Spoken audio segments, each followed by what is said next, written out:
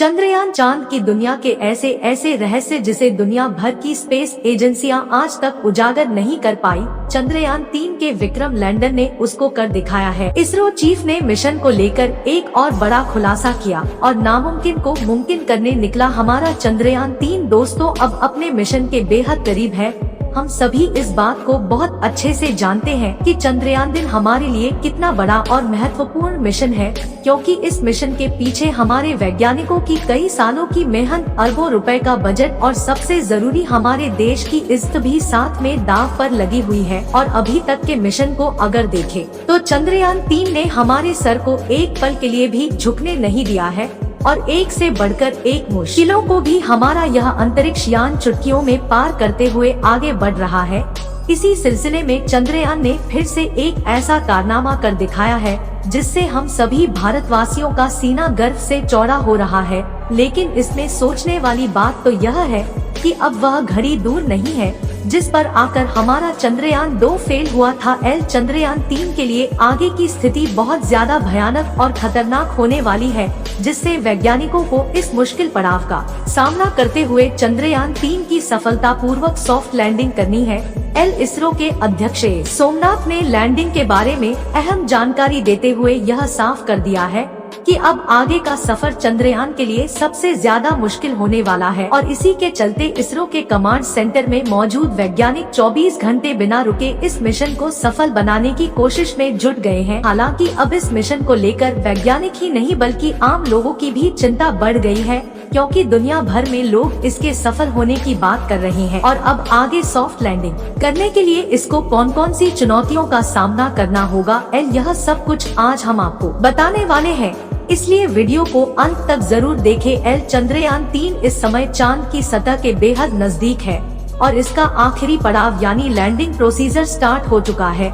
इस सब की शुरुआत 16 अगस्त को हुई जब चंद्रयान को चांद की एक साथ 153 किलोमीटर आखिरी ऑर्बिट में इंटर कराया गया। इसके बाद यह चक्कर पूरा करके अगले ही दिन यानी 17 अगस्त को इसके लैंडर को इसके मॉड्यूल से अलग किया गया। ऐसा करने के लिए वैज्ञानिकों ने चंद्रयान के अंदर एक छोटा सा विस्फोट किया, जिससे दोनों हिस्सों को जोड़कर रखने वाला स्प्रिंग के धमाके से टूट गया। और फिर सही मौका देखकर 18 अगस्त को वैज्ञानिकों ने लैंडर की डी बूस्टिंग स्टार्ट कर दी, जिससे यह एक और छोटे ऑर्बिट में आ गया, साथ ही उसकी गति भी कम कर दी गई। दोस्तों, डी बूस्टिंग का सीधा सीधा मतलब है यह धीरे धीरे गति कम करते हुए अपने ऑर्बिट को छोड़कर अपने धीरे धीरे चांद की सतह के करीब जा रहा है और ऐसे ही आगे बढ़ते हुए महज कुछ ही घंटे में यह चांद की सतह पर सॉफ्ट लैंडिंग करने के लिए तैयार होगा। अभी की अगर हम बात करें तो इस समय विक्रम लैंडर चांद की 130 किलोमीटर की कक्षा में आगे बढ़ चुका है और अब वह नीचे की तरफ आ रहा है। इसरो के वैज्ञानिक पूरी तरह सचेत है और वह इस पर पल पल नजर रख रहे हैं और खबर भी ले रहे हैं। असल में वैज्ञानिकों को अच्छे से पता है कि चंद्रयान इस समय अपने सबसे क्रिटिकल फेज से गुजर रहा है और इसी को देखते हुए इसके सभी सेंसर और कैमरास अब ऑन कर दिए गए हैं, क्योंकि इम्तिहान की घड़ी आ चुकी है जिसका हम पिछले करीब 40 दिनों से इंतजार कर रहे हैं। इस समय चंद्रयान अपने इस पूरे मिशन के सबसे मुश्किल पड़ाव से गुजर रहा है, क्योंकि वर्टिकल लैंडिंग करना और वह भी चांद के दक्षिणी ध्रुव में यह बहुत ज्यादा मुश्किल काम है। अब जिन लोगों को नहीं पता उन्हें हम बता दें कि विक्रम लैंडर चांद की सतह पर वर्टिकली यानी सीधा खड़ा होकर लैंड करने वाला है, जो हॉरिजॉन्टल लैंडिंग की तुलना में काफी ज्यादा मुश्किल होता है। असल में जब किसी लैंडर को वर्टिकल लैंडिंग कराया जाता है तो हवा में उसको सीधा रखना और साथ ही उसकी गति को कंट्रोल करना बहुत ही मुश्किल हो जाता है। यह काम काफी ज्यादा कैलकुलेशन भरा होने वाला है, क्योंकि बूस्टर को अगर आवश्यकता के अनुसार जितनी जरूरत है उतनी मात्रा और उतनी देर तक फायर नहीं किया गया तो लैंडर वर्टिकल नहीं हो पाएगा। वहीं अगर गलती से इंजन को जरूर से ज्यादा पावर से फायर कर दिया गया तो लैंडर पूरा गोल गोल घूम जाएगा। ऐसा होने पर संतुलन खोकर यह क्रैश भी हो सकता है और मुश्किल यही खत्म नहीं होगी, क्योंकि अगर लैंडर को वर्टिकली सीधा खड़ा भी कर लिया गया तब भी इसके नीचे गिरने की स्पीड को कंट्रोल करना एक बेहद ही मुश्किल टास्क होगा, क्योंकि सटीक कैलकुलेशन करके इसकी गति को इस हिसाब से कम करना है कि चांद की सतह पर टच करने से जस्ट पहले यह 0 हो जाए। इन सब के दौरान लैंडिंग के लिए सुरक्षित जगह ढूंढना और यह जगह ठीक है या नहीं इसका पता लगाना, और अगर जगह ठीक नहीं है तो कोई दूसरी जगह तलाश करना, यह सब भी साथ साथ में होता रहेगी। इसलिए खुद इसरो के चीफ ने इसको मिशन का सबसे मुश्किल काम बताया है, और यही वजह है कि वैज्ञानिक दिन रात मेहनत करके एक एक पल के हर एक मूवमेंट पर नजर रखे हुए हैं, ताकि कोई छोटी सी गड़बड़ी होने पर भी तुरंत एक्शन लिया जा सके।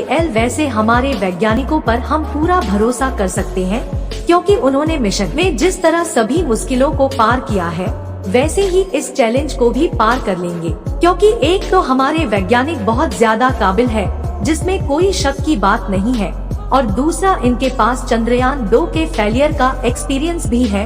आपको बता दे, आज से 4 साल पहले चंद्रयान 2 का विक्रम लैंडर अपने लैंडिंग प्रोसीजर के दौरान क्रैश हुआ था। इसलिए इस मिशन में क्या गलतियां पहले हुई और अब आगे क्या गलतियां आगे हो सकती है, इन सब के बारे में वैज्ञानिकों को बहुत बारीकी से पता है।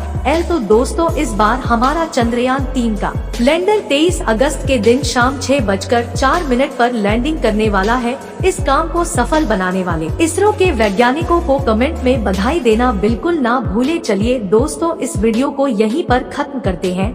इस वीडियो को एक लाइक जरूर करें और इस वीडियो को ज्यादा से ज्यादा शेयर करें, ताकि और भी लोगों को इसके बारे में जानकारी मिल सके। और अपने भरोसेमंद चैनल डिजिटल नेहा को सब्सक्राइब जरूर करें और बेल आइकन को प्रेस करना बिल्कुल ना भूले। तो मिलते हैं किसी और नॉलेजेबल वीडियो में, और हाँ, वीडियो अंत तक देखने के लिए धन्यवाद है।